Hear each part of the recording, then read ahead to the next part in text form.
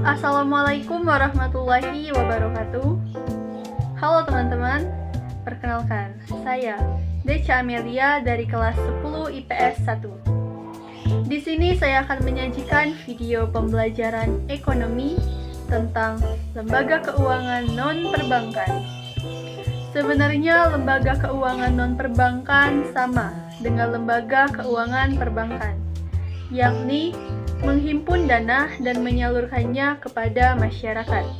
Bedanya, lembaga keuangan non-perbankan tidak menghimpun dana dalam bentuk giro, tabungan, dan deposito.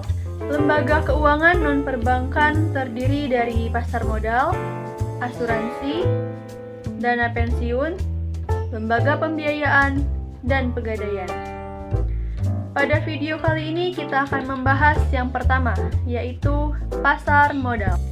Kita akan membahas dari definisi dan peran dari pasar modal. Secara sederhana, pasar modal adalah tempat yang mempertemukan antara investor dengan perusahaan yang membutuhkan modal.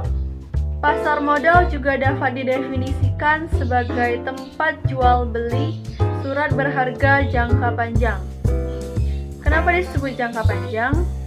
Ya karena surat berharga yang diperjualbelikan mempunyai jangka waktu lebih dari 1 tahun. Nah, itu ya pengertian atau definisi dari pasar modal. Lalu, apa sih peran dari pasar modal?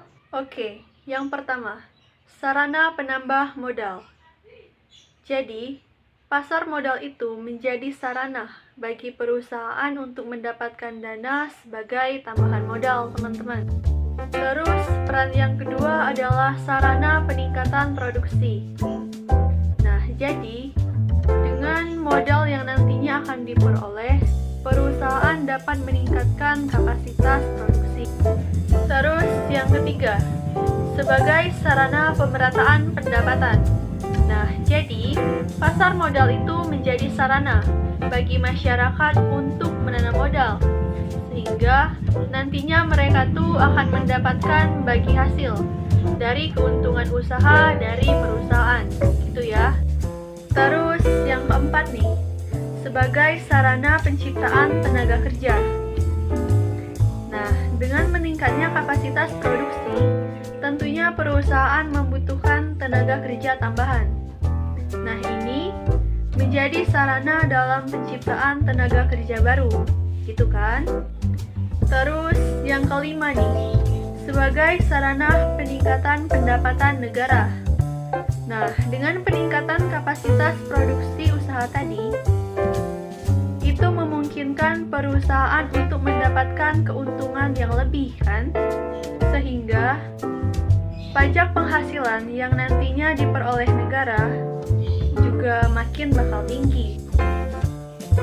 Terus yang keenam, sebagai indikator perekonomian negara. Nah, jadi volume jual beli di pasar modal itu berpengaruh pada indikator perekonomian suatu negara, teman-teman. Itu di mana-mana kayak gitu ya. Volumenya tinggi berarti perekonomian berjalan dengan baik. Dan sebaliknya, jika volumenya rendah, berarti perekonomian berjalan kurang baik. Dan itu tadilah pembahasan dari definisi dan peran dalam pasar modal dalam bab lembaga keuangan non-perbankan. Dan baiklah, saya akhiri. Assalamualaikum warahmatullahi wabarakatuh.